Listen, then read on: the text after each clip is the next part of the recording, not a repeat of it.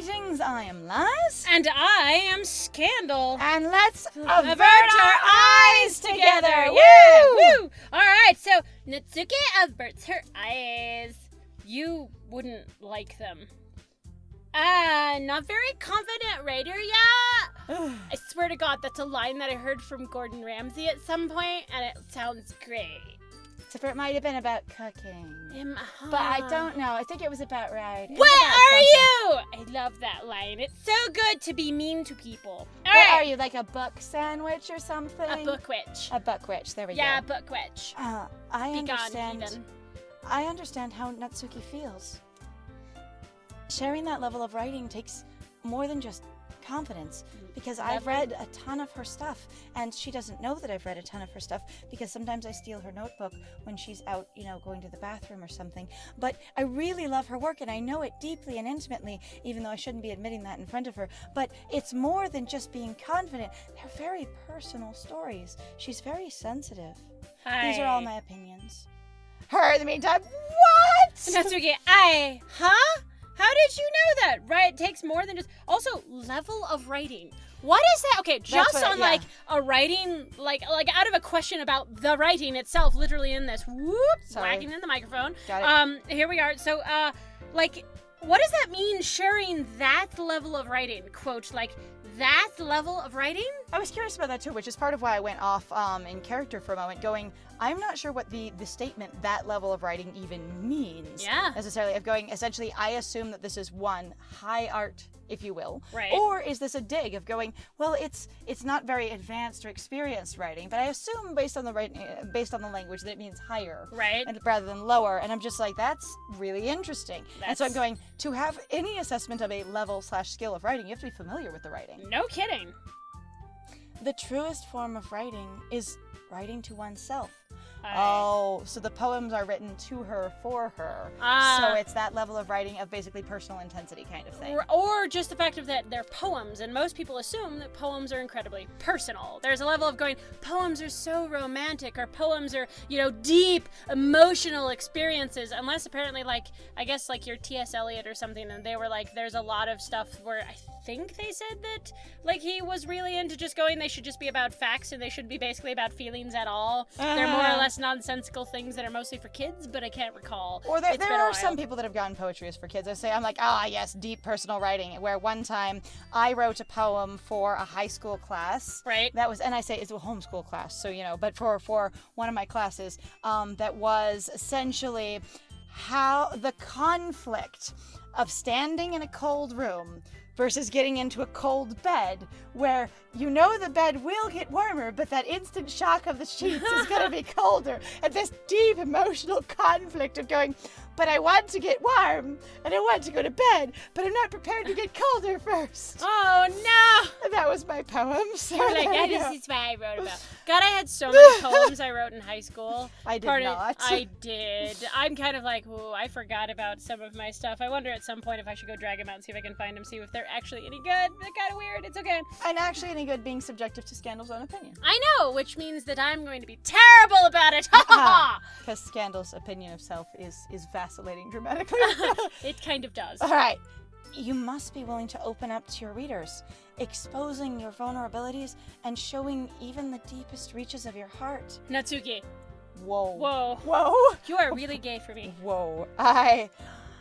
Do y'all have writing experience too, Yuri? That sounds like a level of critique and depth. Maybe you really do like literature, and you just have spent some time on literary analysis, and that you really have thought about it. And maybe if you shared some of your work, you could set an example and help Natsuki feel comfortable even enough to share hers. But sometimes leading by example is a way to go, which is why I lead the club, because I want everyone else to feel comfortable leading and doing public speaking. And you know what? You should share parts of yourself and not feel ashamed of who you are. All right, we should all be in this together, right? Oh, the singing. No.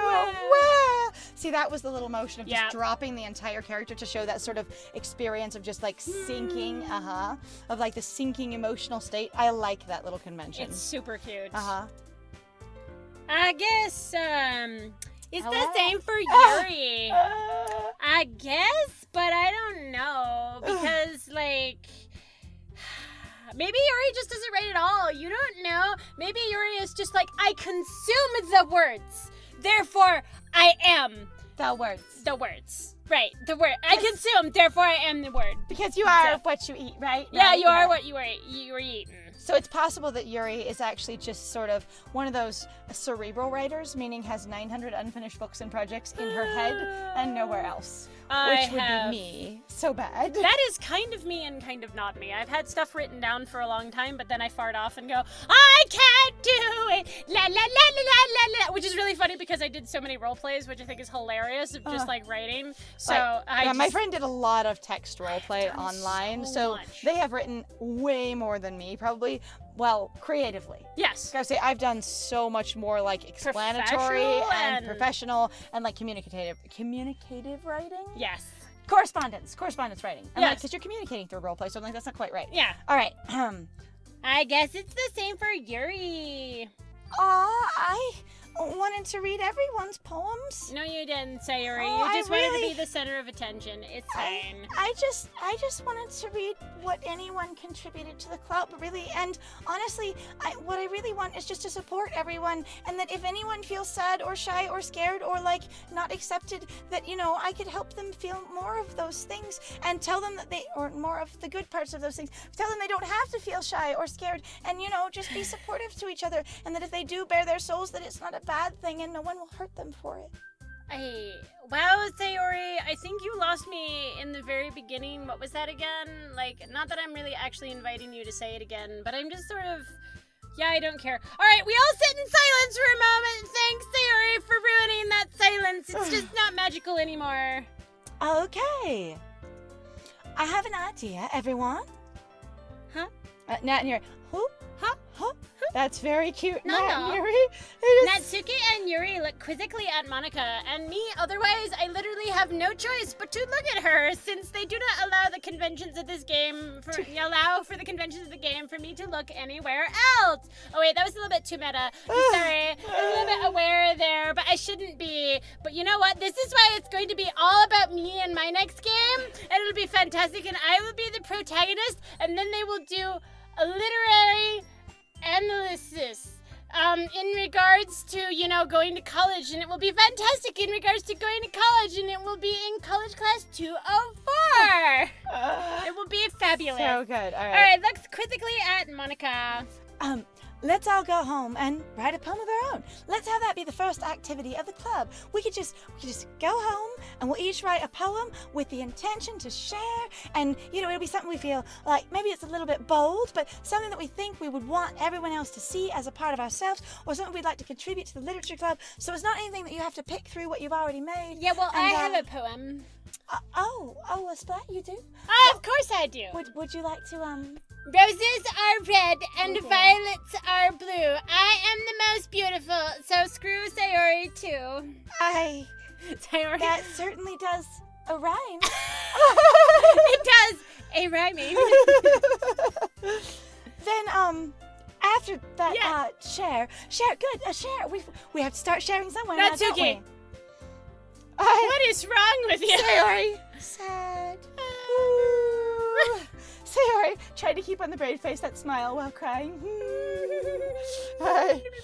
So, by that very bold example, we will bring things next time to share, and we'll have more practice as we, you know, spend time. I'm gonna add that to my word bubble list. Bold. Pose our own words, and then we'll share them with each other. My dream journal page will have bold on it written tonight, so when I go to sleep, I'll have the best bold dreams.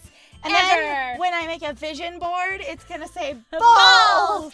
Actually, I'm just going to add it on there. I'm going to go cut out each individual letter from my mom's magazines, and it'll be great. That way, everyone is even. You know, we've all shared the same amount, and we're all being vulnerable at the same level. You know, just bearing our creative innards. Yeah! Let's do it! I'm I am so completely excited! I know that poem, I know that Splat just had the intention of showing everyone that you can improvise and be bold and make mistakes, and sometimes when you make those bold choices of going just really quickly and saying whatever comes to mind instantly, it's not always, the most skilled thing that could possibly happen that is the most considerate of everyone, but it gets better just by doing it at all, and so the fact that they did it at all is just really good. Let's all do it! So, would it be too tacky to, tattoo bold onto my forehead or something? Because I think that is, my spirit creature right now, Oh, honey, I think you should really go for a tramp stamp. I think those are a lot more tactful. Okay! Yeah, let's do it! Can you really tattoo a slime? Why not? All right, honey. Well, it's okay. Plus, now that we have a new member, I think it will help us all get a little more comfortable with each other and strengthen the bond at the club if we do a writing exercise. All for each other for sharing, so we all get to know a little bit about each other and sort of maybe what our various levels of experience with the written word are. Staring meaningfully at Splat. Huh? Right. Isn't that right? Isn't that right, Splat? What? You'll write a poem too. Okay, so out of character, I am actually really entertained that, Monica's gonna turn this around and go, isn't that right, Splat? It is important that we get involved with this, specifically us, the new person, who isn't in charge of anything, and this is about us? I was noticing that too, you Some have of the language is two weird. other club members that seem very uncomfortable by this, and then you've got, and they've been in this club longer than the protag Splat, and there's this experience of Monica going, let's have Splat agree with me, which actually could be a gendered convention since the game assumes Splat's a boy. Right. Or a male, if you will. You brought a boy to club? Woo! Woo! All right, I was gonna say, but that experience of going, if these girls are shy because of sharing in front of a boy, you have then got to get the boy who has a higher social status due to patriarchy to agree that this is what we're supposed to do, and then they'll be sort of strong-armed into it. Right. Now, that's not necessarily what's happening, but that is one way to look at it. Yeah, oh, absolutely. It could also potentially be something else. We both do know that there is supposed to be some level of psychological horror to this game for something.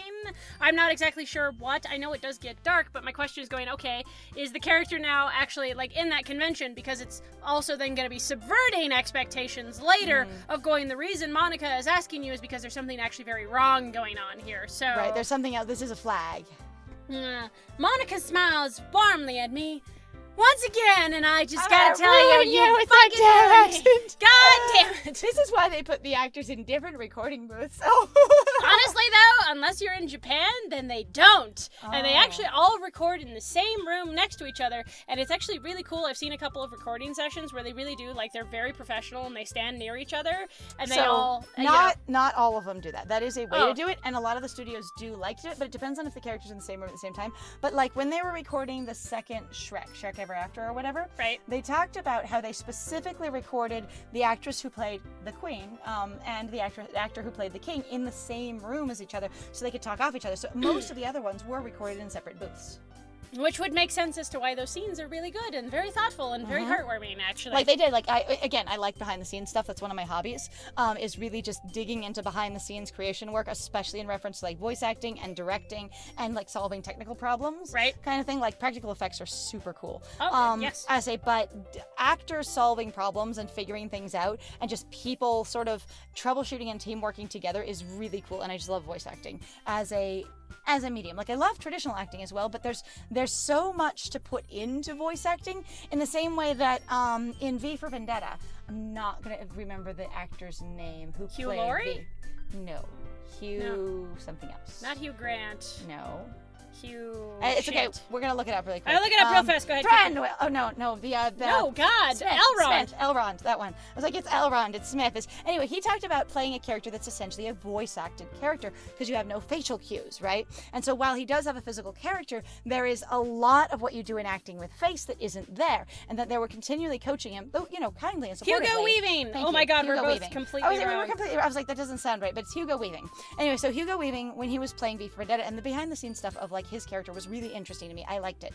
And then some of his interviews and stuff where he talked about how he was coached to be more physically expressive so that people could connect to what his body with his voice and add that physical performance. Because when you have animation, the animation builds out what people are doing with their voices. Right. And you have a different level of voice acting to do like radio play where you can see nothing. Yep. Or podcast now these days. Or when you have animation, or when you have physical acting but they cannot see your features. Right. So you have, and then you have, standard physical acting. So all of it is different levels of separation, and you need different levels of emotiveness to communicate it and get the same experience. Sometimes people will be like, the voice acting was so flat, and you're like, honestly, if you took that voice acting and added more animation to it, you wouldn't think that. So it's just in a void, you have trouble connecting because you're used to so many cues. Right. Well, and also I think it's really interesting, actually, speaking of basically podcasting voice acting, it's been interesting over the years where I've listened to like the Welcome to Night Vale podcast, and I've also listened to some of the Magnus Archives. I haven't finished either one of them or basically gotten up to where they are currently. I don't actually know if Welcome to Night Vale is still running.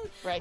But both of those, it's been really interesting also, especially coming off of where I did listen to a lot of basically vocal performances growing up. And then going on and listening to those and going, it is interesting to recognize the differences between they haven't had a lot of experience of doing just vocal performances because a lot of them are incredibly flat. Now, this is not to be mean or harsh. It's literally just to go based off of the experience that I've ever had with listening to people who are really used to doing voice acting and who really have had direction and vocal coaching. Right, and a lot of like direction, vocal coaching, whatever it takes. There is definitely a difference in quality and the abilities that they have, especially starting out with projecting their voices, for the way that they have confidence with their voices, for the ways that they get involved with their voices and they wrap themselves around it. Like, their performances are definitely different, and you can tell that they haven't had a lot of experience with it, especially in the earlier stuff. Now, they get better as they go along, but they really do, a lot of the time for me, I go, you feel a little lost. And the thing is that's one of the interesting things about podcasts, and YouTube and these various mediums that are available to everyone. Yes. Is you can start with no experience and no direction, which can be frustrating and mind-boggling sometimes. Just see me for reference. And other time, but it can still allow you to nonetheless start. Yes. And then you can learn as you go along, which wasn't available to people previously. And if you were the type that was doing traditional audition style stuff where you're working for other people and you didn't have that experience or that coaching or that background, or you didn't go to acting school, as it were, which Crispin Freeman, if you go see his podcast on voice acting mastery, is really, really a strong advocate for, of just going, you need acting classes, or you need some background in acting in some way or another, which, LARPing can cover it if you're real dedicated, that kind of thing. Like, you just need to do performance work. Honestly, a lot of customer service people, I think, do amazing performance work. Just saying. Because you're performing a lot. You are. I was like, but that's one of those things of just going, it's a very different medium, and I appreciate that, and I think it's really cool. All right. Anyway. So, Monica, she smiles at me warmly once again, and it's a little weird. But, I mean, I know I'm fabulous and I look great, so I'm not really worried about it. And I appreciate the fact that she's focusing on me, which it should be all about me. Because clearly when I'm going to be doing my particular game, it's going to be all about me. So, hold on, though. There's still, one itsy-bitsy, tiny-whitey little, little issue. A modicum of yeah, I wouldn't know that word. I thought about it, actually, as doing the voice acting for that, and then I went, you know what? I don't think that they would know that. They might know, amount, Like a tiny problem. Un poquito. I can't hold un poquito amount of yes!